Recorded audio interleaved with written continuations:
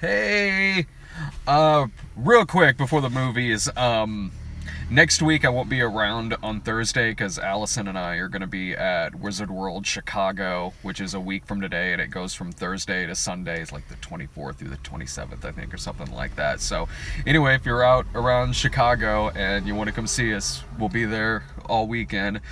Anyway, Hitman's Bodyguard. We saw The Hitman's Bodyguard. This movie was not written by a brain trust. I did like it, I will say. I love a good action movie, and this is a good action movie, but the dialogue in a nutshell is, you plan things too much, well, you plan things too little. Oh boy, darn it. You didn't. Why I oughta. There was not a darn anywhere in sight in this film. You forgot to add motherfucker. Buckets and buckets of fucker and motherfucker. The movie's fine. It's one of those action buddy comedies where, for the most part, it kind of works because the two leads are funny together in it. You know? I wouldn't have been surprised if the poster was them, like, back to back, like, hrumph this guy. Actually, the poster for it's pretty funny. It's the poster for The Bodyguard, but it's Ryan Reynolds holding Samuel Jackson. Like, honestly, the ad campaign for this movie is probably the funniest thing about it. But it's the best.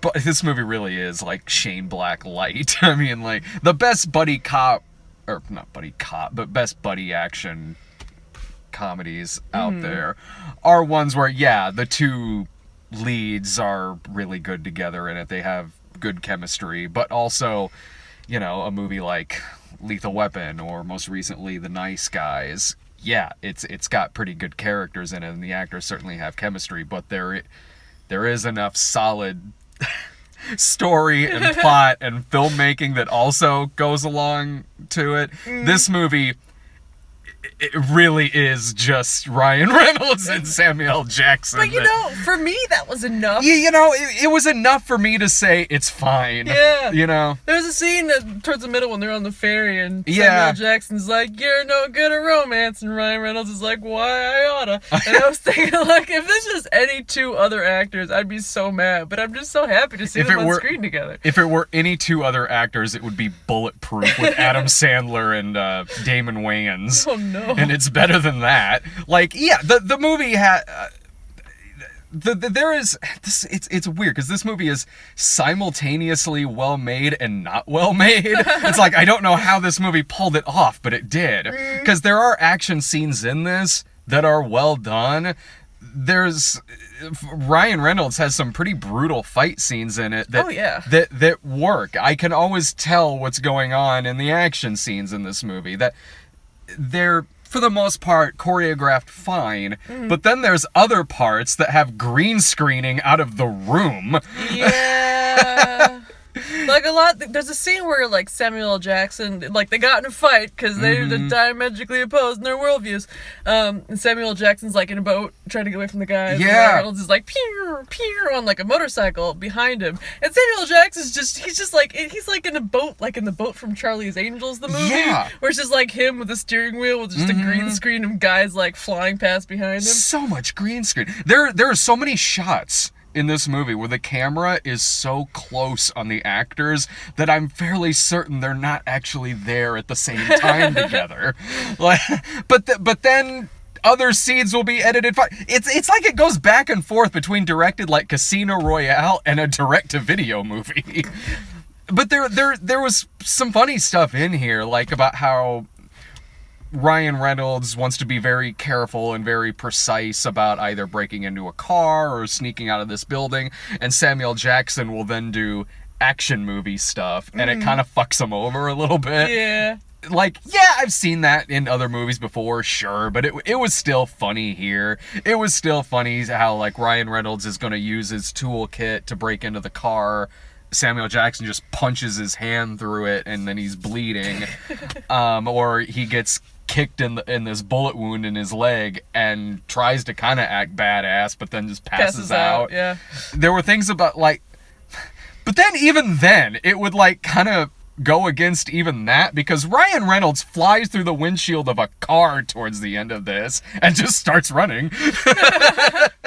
Yeah, like it's kind of like that Wile E. Coyote in terms of like whether their injuries stick around or not. There's a couple parts where Samuel Jackson has like a visible limp because he got shot in the knee in the beginning of the movie, which is apparently like 8 hours before the end of the movie, even though a lot of stuff happens. Yeah, and it's like whether he's injured kind of depends on the scene he's in, and that's fine because it's this movie. Yeah, I mean, this is a movie where if they don't have a solid punchline, they just have Samuel Jackson say motherfucker. She does a lot in this movie, like, but it's Samuel Jackson doing it, so it still kind of gets a chuckle. They do it a lot in this film. And I will give it credit because Samuel Jackson and Ryan Reynolds are two actors who a lot of the times fall into the trap of playing characters who are basically just the caricatures of themselves that they've become. Yeah. And I didn't feel like that in this movie. Like Samuel Jackson, the character he was playing, Kincaid, like he had some Samuel L. Jackson-y parts where you feel like maybe they let him do Line-O-Rama, where he was just like free-form motherfuckering. But there are other parts where like he just like get fit of the giggles, and that's not usually something that he does, but it was in fitting with the character who was playing it. And Ryan Reynolds is like, I like to plan stuff, why I oughta, and like for him, it didn't seem like they gave him very many of those moments where he would just, have a snark fest like he does in a lot of the movies that he's in. He had that one part in the beginning where his car smelled like ass and he was trying to figure out how to make it not smell like ass, and he's like just kind of bantering with the car repair guy.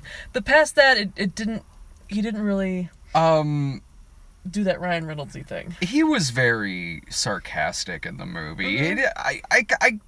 Both of them I thought were kind of playing there. I mean, less like Deadpool, because he's not riffing the movie within the movie or anything. It never goes meta or anything like that. But he is still throwing out a lot of one-liners. He is still sarcastic. Maybe not necessarily snarky, but a lot of his humor in it is come from him reacting to violent stuff Samuel Jackson is doing, or having like when Samuel Jackson tells that really violent story about when he and Salma Hayek met, his love interest in the movie, and it cuts back to Ryan Reynolds, and he says something like, well, she sounds like she'd be a great mother. Like, I mean, he does still have a lot of... that's true. And Samuel Jackson is maybe a little more sadistic in this movie than in some other movies, but it's still... They're still just having him say motherfucker all the time in this movie. It did to me feel like it's Ryan Reynolds and Samuel Jackson playing off of each other. But that's fine, because without that, this probably wouldn't have been that good of a movie. Yeah, that's fair. I felt like they were trying to play characters other than themselves. Well, Gary Oldman is there, and I'm pretty sure he thought he was in Inglourious Basterds. Yeah, he was Gary Oldmaning the shit out of that character. They like put some shit on his face, make it look like he had a chemical burn, but it was... Yeah. It was just a sad attempt at making him less Gary Oldman. Gary Oldman's plot in this movie, he's the villain, and it makes me wonder if this script originally started out kind of darker. Oh yeah, there are some dark turns in this movie. Yeah, and it's like, okay, like a movie like Lethal Weapon and a lot of the other Shane Black movies have pretty dark moments in there, because that does go along with the tone, even though you have characters that are saying some jokes every now and then. This movie, through and through, looks like a comedy. It's shot like a comedy. It even in the action scenes, there's silly stuff kind of going on in them. But our villain is like this genocidal madman who at the beginning murders a man's wife and child in front of him. Like it's the beginning, like it's Inglourious Basterds. Yeah. And later on, it's showing like photos of him committing war crimes and stuff like that. It just made me wonder if this started out darker. And given that the executive producer credit in the opening credits was bigger than the screen, made me wonder, like, okay, was there a lot of studio notes that went in on this? It was like, granted, this is a much better fucking movie, but there was that movie Top Dog with Chuck Norris, and he's partnered with the dog, and the villains were like fucking white supremacist terrorists. Oh, Jesus. like, at the end of the movie, Gary Oldman, like, you know, throughout the entire movie, like, oh, they're gonna get there just in the nick of time, and, you know, give their testimony to put him behind bars. But then there's this turn where he's like, yeah, I don't recognize the authority of the courts, and then drives a bus full of explosions into a crowd of protesters, murdering the majority of them. And then Samuel L. Jackson throws him off the roof, and all the family members of the people he's murdered tear him to pieces like wild dogs. Yeah, that was kind of amazing. Like, this movie does have sudden bursts of graphic violence that's pretty funny and amusing. Like, when Samuel L. is flashing back to when he and Salma Hayek met, and, like, Lionel Richie is playing, and she's just murdering these people in this. She's just glassing a room full of dudes because one of them groped her, and they end face to face, and I loved these two people together I did so too. much. Yeah. And he kind of put his hand up like he was gonna brush her hair away from her face, which would have ended poorly given this character. But instead he just throws up a deuce like, 2 drinks, please. Yeah. It was a great scene, and she is one of the best parts of this movie, and it had a great ending too, because again, it's those two in this romantic slow dance thing, while again there's just chaos behind them. There's a man on fire. It doesn't show how any of this happened, but there's a man on fire, and it's playing one of my favorite songs, Dancing in the Moonlight. And when this happened, there's this violence with Samuel Jackson and Salma Hayek slow dancing to Dancing in the Moonlight. I was like, I can't dislike this movie. I can't. The trailers were probably a little funnier than the actual movie in and of itself, but every now and then it got enough laughs out of me. The actors were solid enough in it. It is a movie that's saved by its performances. Yeah, Samuel L. Jackson and Salma Hayek were like two psychopathic characters, but they had these like moments of sweetness that you don't expect in a movie like this. Like when I realized that I liked this movie, was like they're in Amsterdam, and he sneaks out because his wife is in jail in Amsterdam, and it's like, oh, all right, he's gonna go do something dumb and break in. But what he does instead is he goes to the building across the street that she like described to him on the phone, like this big fucking clock, and like leaves like a basket of tulips with like a hat on it outside the clock so she can look and see that he got her flowers. Yeah. It's like, that's fucking sweet. Yeah, it was. That was a good moment. And Samuel Jackson giving him constant shit about how much Ryan Reynolds is fucking up with his own love interest, who's Electra from Daredevil.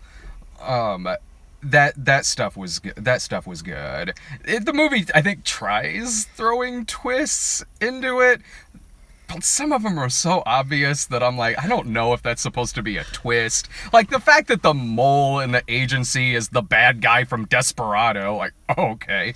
As soon as he popped up, yeah, all right. Or even the beginning when Ryan Reynolds loses the guy he's bodyguarding dies, and it doesn't show who killed them. So it's like, oh, of course it was Samuel Jackson. It's like, yeah, Samuel Jackson killed this guy. Of course. I forget, there was one part that happened, and I can't remember what it was, and you leaned over to me and were like, oh, I'm so shocked. No, what I said was, oh, that's it, yeah. it was when Samuel Jackson was giving his testimony, because earlier he had told an anecdote in the auspices of like, oh yeah, my friend had his first murder, when someone like killed this it was him, but he had said that someone had killed the preacher. Oh. And that so he had killed the man who killed the preacher. And it's like, oh, okay, well, that's his dad.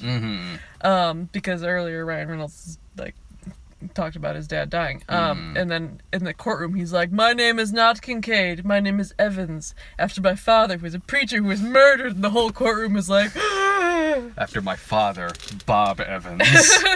Wow. He was murdered down on the farm. I did not see that coming. Obvious commercial product placement. There's a lot of moments I think that were ruined by the preview, which kind of bummed me out a little bit. There was like that fight where he hit the guy around the neck with the chain. He's like, "Give me the gun!"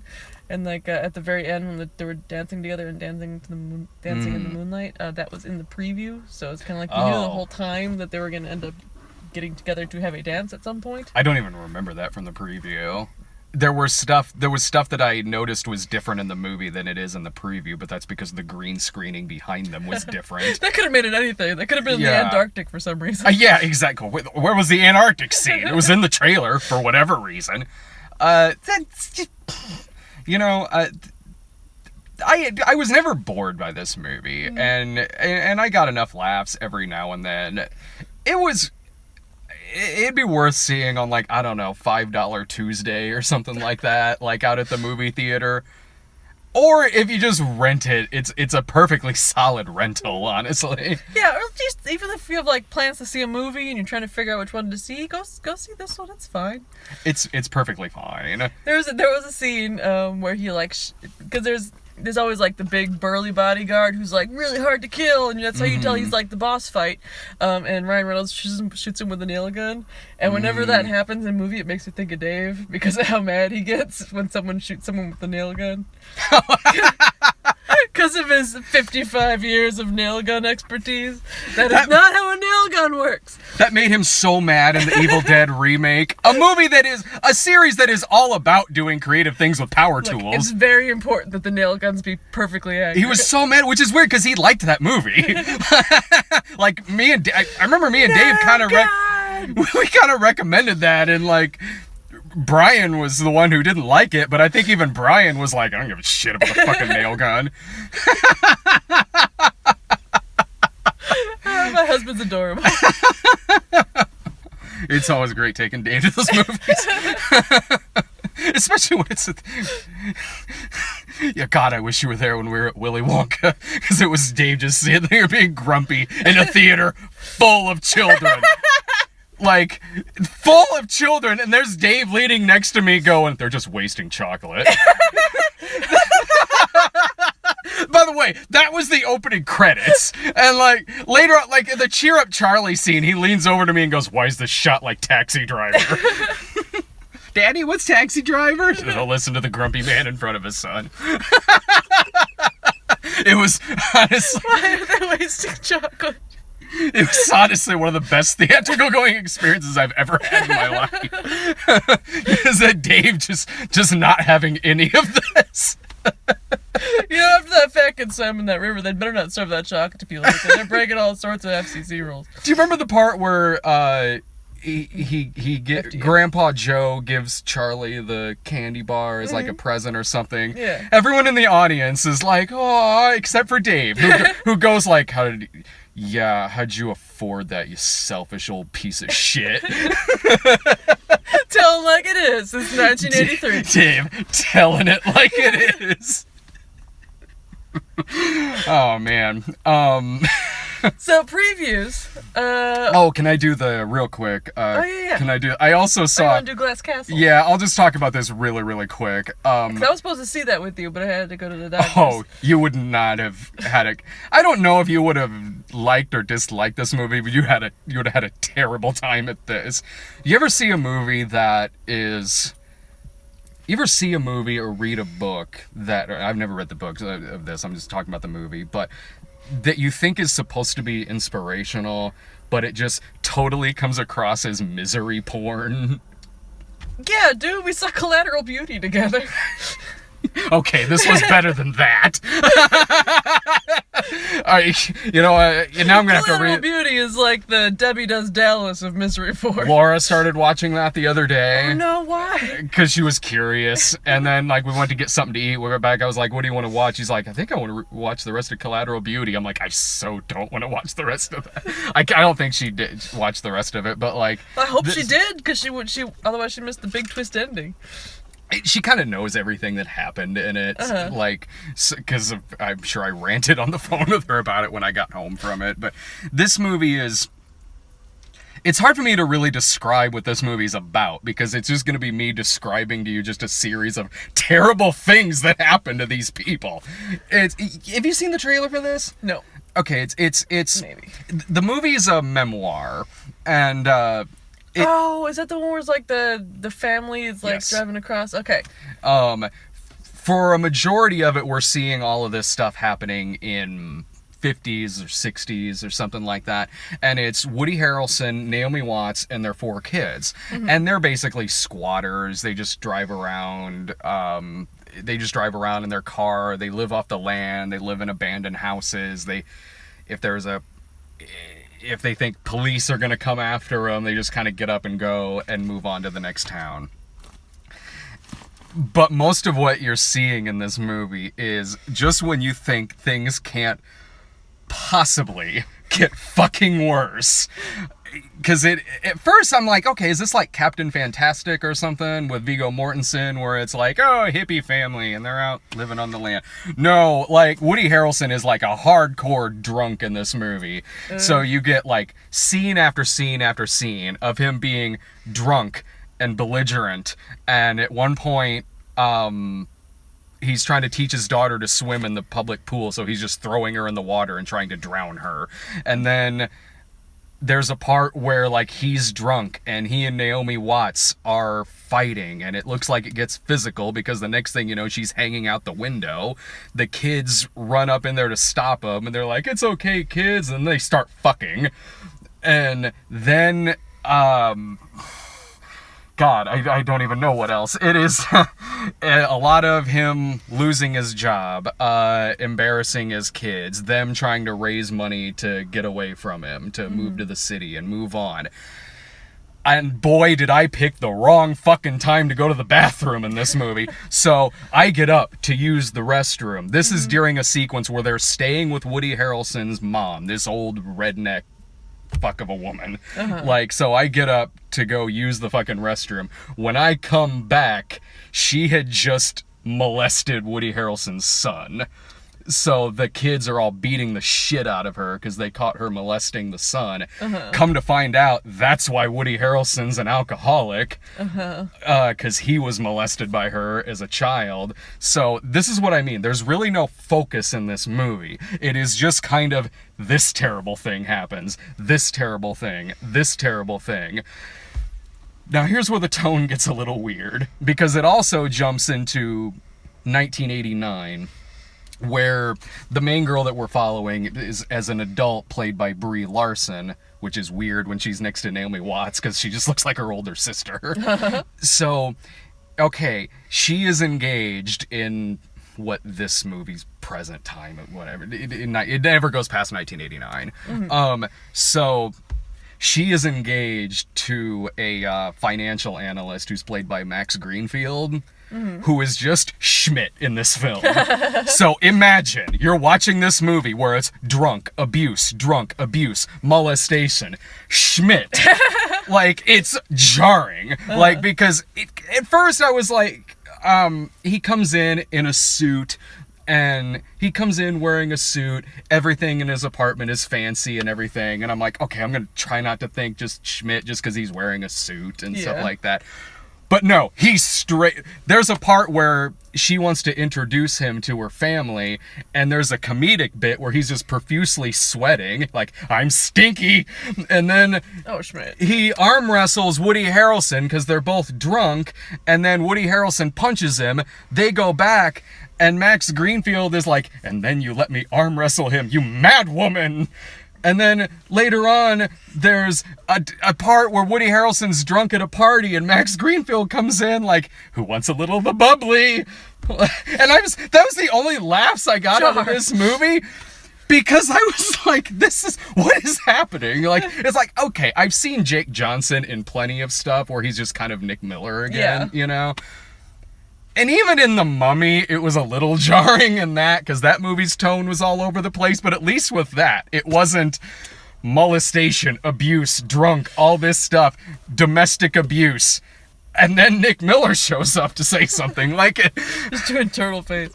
I was just kind of waiting for this movie to be over with. Like, the movie really has no focus, so it's hard telling when it gets to the end. But when it does get to the end, you've spent this whole time seeing these awful things these people are doing, but then Brie Larson goes like, well, he did a couple of good things, and it flashes back to a couple of good things Woody Harrelson did. So in the last 8 minutes, it's like, I guess I have to feel bad now because everyone else suddenly does. She leaves Max Greenfield and is like, this isn't me, this isn't what I'm supposed to do or something, and goes back to see her dad, who then dies in front of her. The family's all sitting around on Thanksgiving like, well, he was never boring. That is literally what they say at the end of this movie. Yeah, because the preview made it, like, which was, as I recall, like 5 minutes long. It was. Made it seem like it was kind of like a Big Fishy sort of situation where she's all uptight, like, learning stuff about her family, and this was not. No. Does not sound like Big Fish at all. You would have had a miserable time in this movie. It's not poorly acted. The acting is actually really, really good. It's not a poorly made film, but boy howdy, it is just straight up misery porn. So would you recommend it? Not in the theater. God, it's over 2 hours long. Dear Lord, not in the theater would I recommend seeing this. Even on video or Netflix, I don't know. If you're a fan of this memoir, I don't know how accurate it is. I do know that the Max Greenfield thing, I think, was kind of made up for the movie. But like every memoir like this, there's always that scene where the dad gives her like a notebook to write in as a present and goes, you might change the world one day. That scene is in this movie. It's important that we know that she memoirs. Yeah, you would have had a miserable time at this film. I'm glad I missed it. But if compared to Collateral Beauty, it's a fucking masterpiece. But yeah, look, I don't know. Like, the acting is good, so I'm kind of like, maybe if you want to just try watching it on Netflix. But that's a sad night. That's Glass Castle. Yeah. You want to do trailers now? Molly's Game. What? Now, you were out for most of this one. It's like Jessica Chastain, I think. Idris Elba. She's running like a gambly table, and the people that she works for are like, we're gonna stop paying you because you're making so much at the table. And she's like, I don't want to do that. I'm gonna start my own table with blackjack and hookers. And so she does, and then stuff happens. I was just glad it wasn't that trailer for The Mountain Between Us or whatever, that Idris Elba movie where he's trapped in the mountains with Kate Winslet. I've seen that trailer a dozen times. Oh, where she's like injured almost immediately, and so he has to like drag her on a sledge. Yeah, I'm kind of tired of seeing that trailer. So it wasn't that Idris Elba movie. Yeah, so it's like 127 hours, 127 arms. That would have helped him out severely. Yeah, take a couple. No, except instead of arms, it's Kate Winslet. Flatliners. That was the trailer we couldn't remember last time. Yeah. That movie looks like a whole lot of fucking why. Yeah, it's like they're killing themselves for just a little bit to feel alive. You ever see the original? No. Oh, the original is pretty good. This looks like, not that the original is above a remake, but this looks like it's a Sony movie, so it looks like the kind of movie that's just made for rights and money or something. Like, it looks like a conveyor belt version of the first one. The first one's pretty stylish and pretty creepy. This just looks like, why? So the first one, when did it come out? Like 1990, I think. Okay, so it's okay if you spoil it. What's the deal? Like, do they make babies by accident? No, it's bad stuff from their past crosses over into that's less interesting. Reality. That, like, in the first one, like, Kiefer Sutherland was there when a kid was killed, and then the ghost of that kid comes back when he comes back. Like, so it's kind of a lot of that. Check out the first one's really good. That's fine. It's like during the preview, I developed a theory that maybe like dying for a certain amount of time caused them to reincarnate, but into like a half a half-life, a cursed life. Because there's a scene where there's like what looks like maybe a baby under a blanket. And so I was thinking maybe Idris Elba. Mother! Exclamation point. I'm so sold on that movie. This had way more information than the first preview we saw for this movie, where it's just like her wandering through a house and people screaming at each other in the background. This looooks fucking terrifying. Yeah, it does. It's probably going to be a you and Brian movie, but I'll be interested to hear about it. Because I'm so excited. No it looks like Darren Aronofsky doing like fucked up Darren Aronofsky Rosemary's Baby. Like I'm it. Guessing sex cult, but Sarah, that's your answer for everything. American Made. I've seen that kind of movie a lot lately, whether it was like Gold or War Dogs. Mm-hmm. But it's Tom Cruise, so it looks like it'll be really fun. Yeah, and it's like I like period movies from that period, you know, everything's all like gritty and feathered. Yeah. Justice League.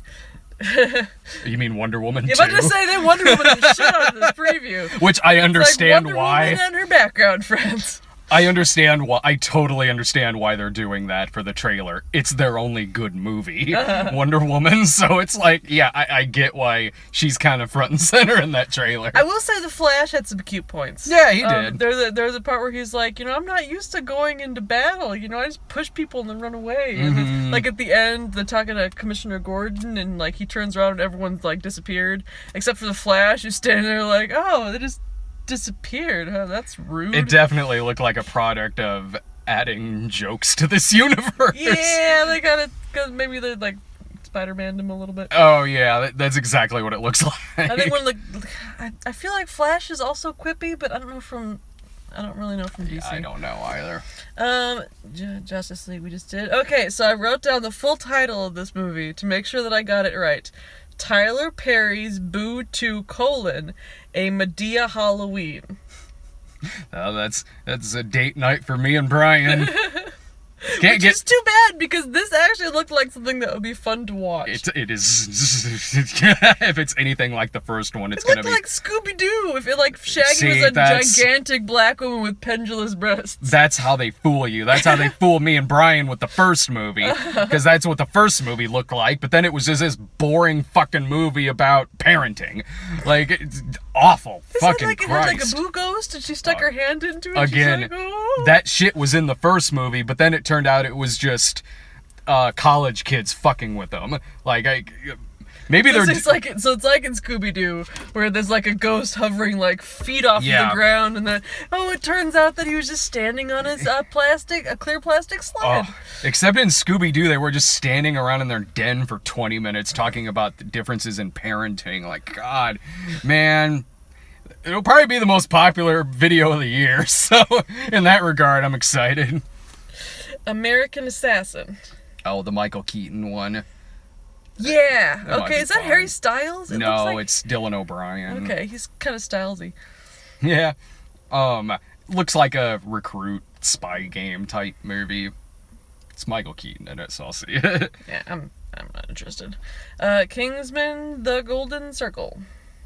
There was a different trailer for that too. Was it looked the same as the last one? Well, you talking about like a jumper rope and the...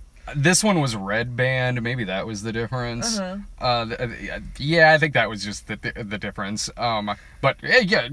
You could tell the red band trailer because they cut someone with a laser rope. Yeah, well, no, there's this scene where he's like, "Oh, that's pretty American," and in the non-red band trailer, Channing Tatum goes, "Yeah," but in the red band trailer, he goes, "Fuck yeah!" Ooh, red band. Is that it? I gotta run in there and see. Yeah, that's it. I gotta run in there and see my third movie of the day. I gotta go home and tell David he needs to watch this video because we spent a good amount of time making fun of him. Oh, he'll love it. Yeah, he will. Bye, guys. Later.